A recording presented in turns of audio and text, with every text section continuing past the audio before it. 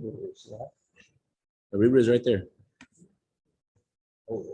Okay, so there's a mitzvah in the Torah to satisfy the needs of anyone who is poor, anyone who not just is poor, anyone who's missing anything. It says in the Torah, you have to satisfy the needs of anyone who is missing something. And there's another pasuk in the Torah, and that pasuk says, aser to aser. You should give 10% of your produce to charity. It doesn't say you have to give 10% of your money to charity. It just says 10% of your produce. So how do we know that you're supposed to give 10% of your earnings, of your money to charity? So it says in the Code of Jewish Law that you have to give as much as the needs of the poor people if you're able to afford that. If you're able to afford the needs of everyone, great. If not, then you have to give a fifth is the best thing to give. If you can't give a fifth, the average amount to give is 10%. That's what it says in the Code of Jewish Law. Where does the Code of Jewish Law get this from? It comes from the Rambam. And where does the Rambam get this from? You have 20% as mitzvah and mucha is a better thing to give 10% the average person. It comes from the Gemara in Cashapp. Gemara in Cashapp says that it was established in the city of Usha that a person should not give more than 20% of their earnings away to charity. And therefore, we know that you can't give more than 20%. But that only says that you shouldn't give more than 20%. Who says you have to give more than 20%? That's good to give 20%.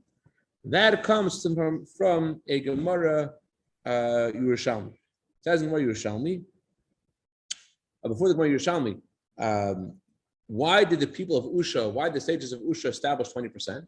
The Torah says aser to aser, it's a double expression of 10. So 10 plus 10 is 20. Therefore, they say you should give twice 10, you should give 20% to charity. The Gemara Yerushalmi says it's a mitzvah, it's better to give 20%. And where is the source of 10% come from? 10% we find in the Torah by Avram in last week's parsha.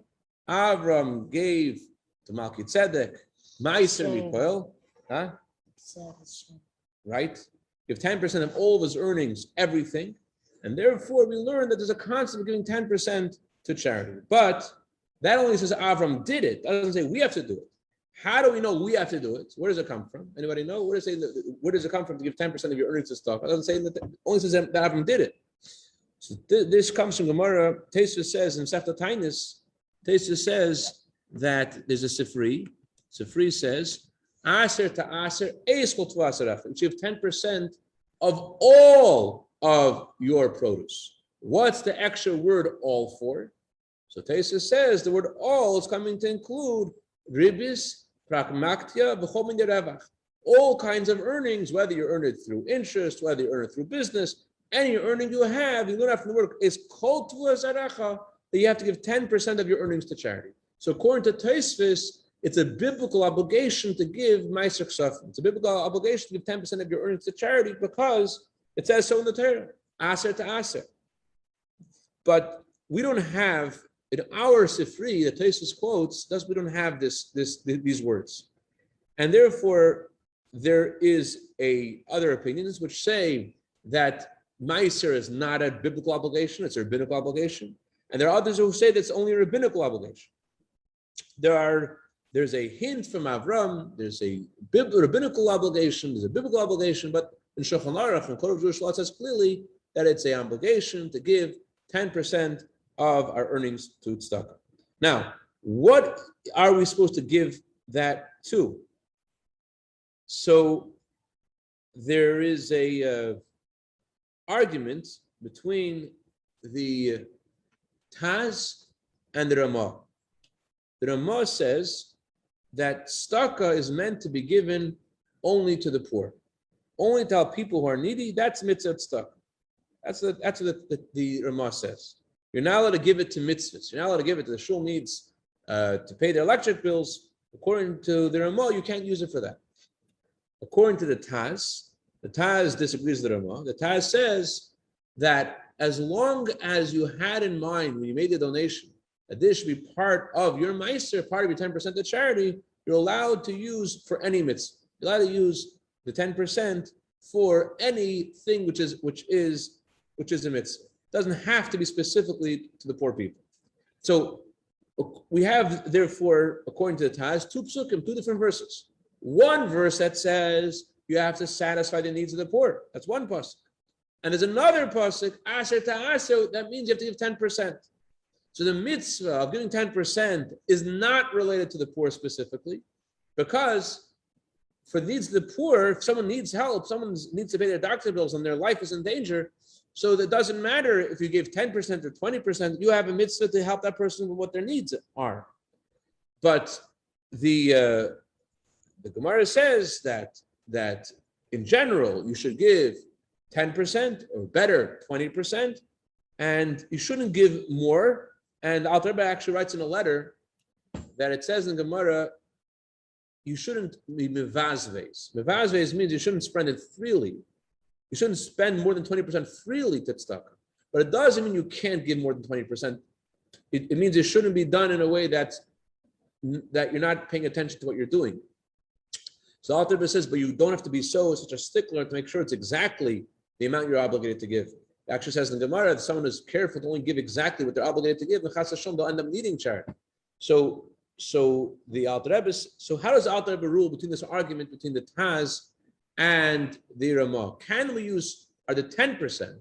There's an obligation to give to the poor that's not relevant to how much you have. Shulchan Aruch says you have to give whatever they need, and if you can't satisfy their needs, then give 20% or 10%.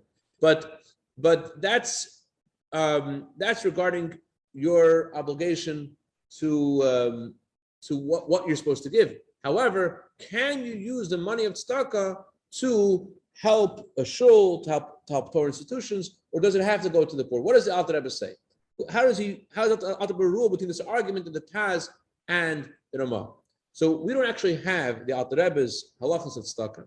The Alter Rebbe wrote halachas of tzedakah. We don't have them. However, we have the Alter Rebbe's Shulchan Aruch, and in Shulchan Aruch there are a few places where he references the laws of tzedakah, and from there we know what the Alter Rebbe holds about this argument. What does Alter Rebbe say? It's interesting. 5 minutes, let you know. It's actually in the laws of brachas. Halacha is if something good happens to you, you have to say shechiyanu. It's just good for you. If it's good for everybody, you don't just say shechiyanu. You say the bracha of ateva meita. Hashem did good for me and good for others. You don't just say shechiyanu. You say the bracha ateva meita. That's if it's something which is not just good for you; it's good for everyone.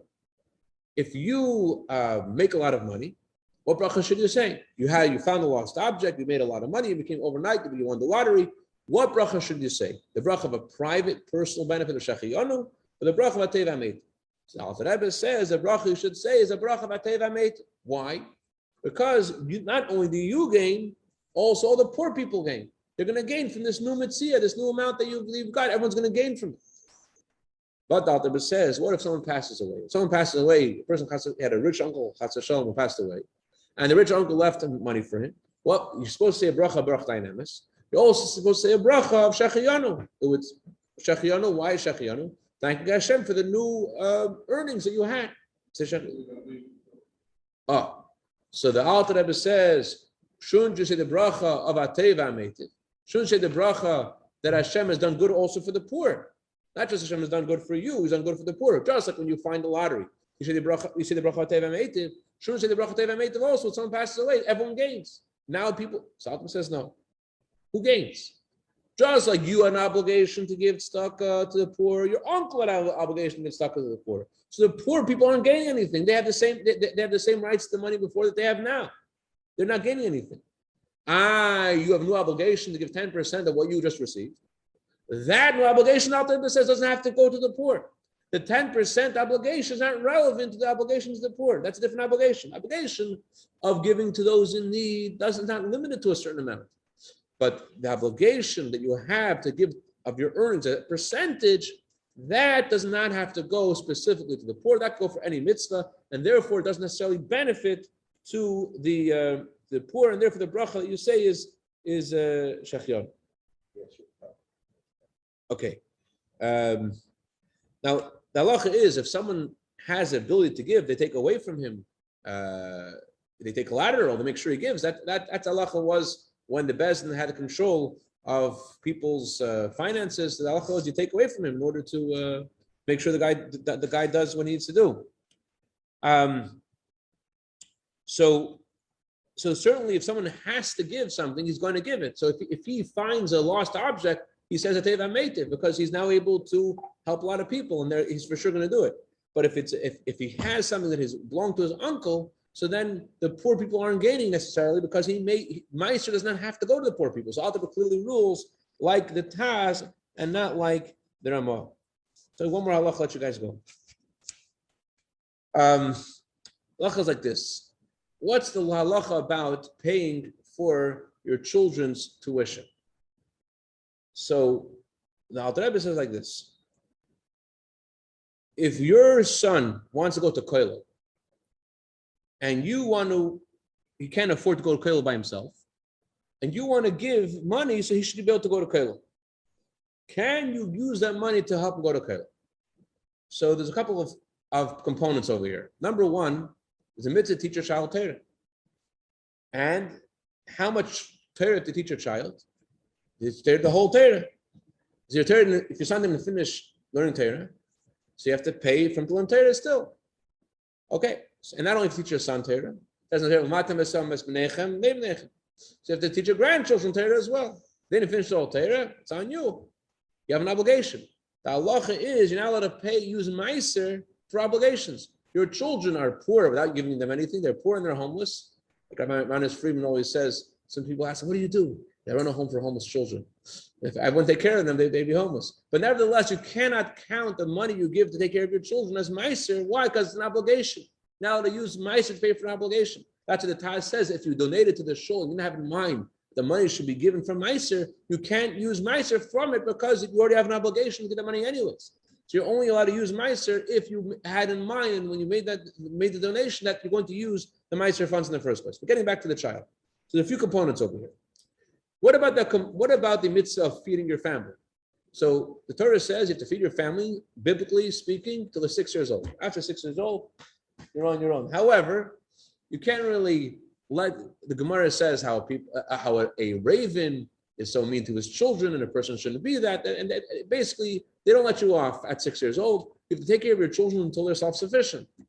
18 years old in America, the child is still considered to be under the responsibility of the parents. The law will force you to give some money for alimony, whatever, to pay for in divorce, to pay for your children. So you can't really exempt yourself from your child's your obligations to your child until they're able to work on them by themselves. So you want your son not to work. You want your son to continue learning. So who's going to pay for his food? So you're allowed to use the money of meiser to pay for his apartment, to pay for his food. If it costs money to learn from the kollel, Rabbi Yehuda is going to be the head of the kollel, and he charges $1,000 for his classes, that part you cannot use for meiser. But the part of the money which is to pay for the dormitory, the part of the money which is or the kollel to pay for his apartment, that you could use from meiser because your son could go to work. You're not obligated to pay for all of his needs all of his life. He's go to work by himself. However, you can only use meiser to pay for his physical needs and not for the Torah stuff. The Torah stuff you still are obligated to pay for. You have to obligate to teach your son the whole entire Torah. So if he wants to continue learning, so you're allowed to use meiser to pay for his physical needs so that he could focus on learning. So let's say the cost of the kollel is $1,000. That part cannot come from meiser. But as a part for him to live and to survive in kollel, if he pay $9,000, the $9,000 could come from meiser. But the interesting thing the Moshe Feinstein says, what about girls going to school? See, with girls going to school or children going to school, so you cannot use meiser for that because you're obligated to teach your children Torah. But girls, the mitzvah of teaching Torah to girls is different to teaching Torah to boys, it would seem. And therefore, someone asked Moshe Feinstein, can you use money from meiser to pay for the education of your daughters? Moshe Feinstein says no. Why not? He says, according to the American law, your children have to go to school.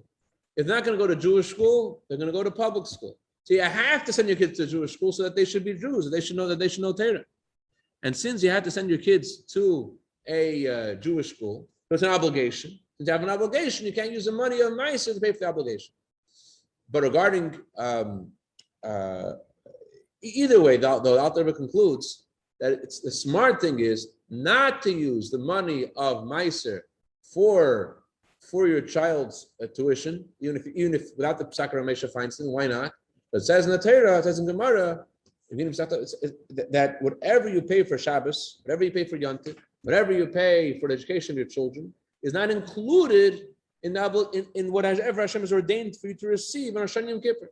So if you want to, so Zaris Viniskar, Allah says, if you want to be smart and you want to gain, don't pay any of that from Meiser, because then that money is anyways going to come back to you. So the more you give to that the more you'll get back. Okay, so that's one to share. Zaka Baruch. Shkoyach.